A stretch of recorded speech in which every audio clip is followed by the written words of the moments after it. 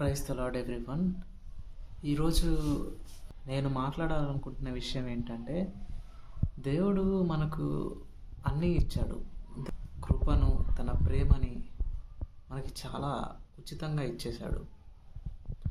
అంటే మనం అనుభవిస్తున్నటువంటి విషయాల్లో చూసుకున్నట్లయితే సన్లైట్ని కానీ, గాలిని కానీ ఉచితంగా చేసి మనకి ఇచ్చేశాడు. అవన్నీ మనం అనుభవిస్తున్నాం. దేవుడికి ఏం కావాలో మనకు తెలిసి కూడా మనం ఏం చేస్తామంటే వాటిని చేయడానికి ఇష్టపడం. దేవుడు ఏమన్నాడు? ఆజ్ఞ అతిక్రమం పాపం అన్నాడు. దేవుడి యొక్క ఆజ్ఞను అతిక్రమించడం పాపమే.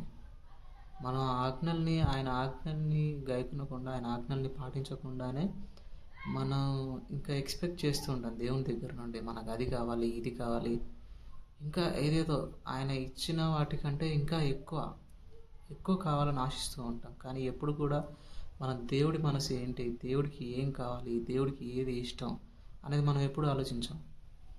ఫర్ ఎగ్జాంపుల్, అప్పుడప్పుడు మన తల్లిదండ్రులే మనకి చెప్తూ ఉంటారు, ఈ క్లాస్లో ఫస్ట్ వస్తే, ఈసారి నీకు ఫస్ట్ ర్యాంక్ వస్తే, సెకండ్ ర్యాంక్ వస్తే నీకు ఇది కొనిస్తా, ఈ ఫర్ ఎగ్జాంపుల్ ఒక సైకిల్ గిఫ్ట్ ఇస్తా అని చెప్పి మన తల్లిదండ్రులే చెప్తూ ఉంటారు. కానీ దేవుడు విషయంలో మాత్రం మనం ఏం పట్టించుకోం.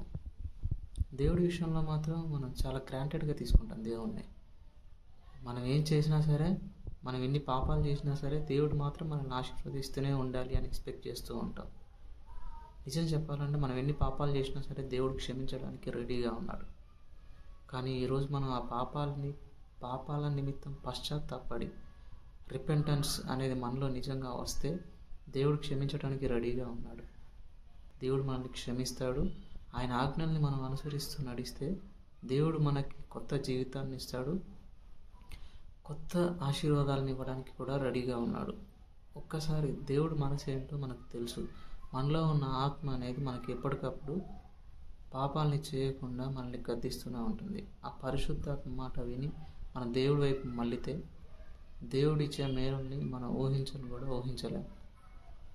ఈ సందర్భంగా మనం ప్రతి ఒక్కరం కూడా దేవుడితో నడుస్తూ, దేవుడికి ఇష్టంగా బ్రతుకుతూ, ఆయన ఇచ్చే మేలుల్ని పొందుకోవాలని ఆశిస్తూ ఈ చిన్ని మాటల్ని మీకు అందరికీ తెలియజేసుకుంటున్నాను. ఆమేన్.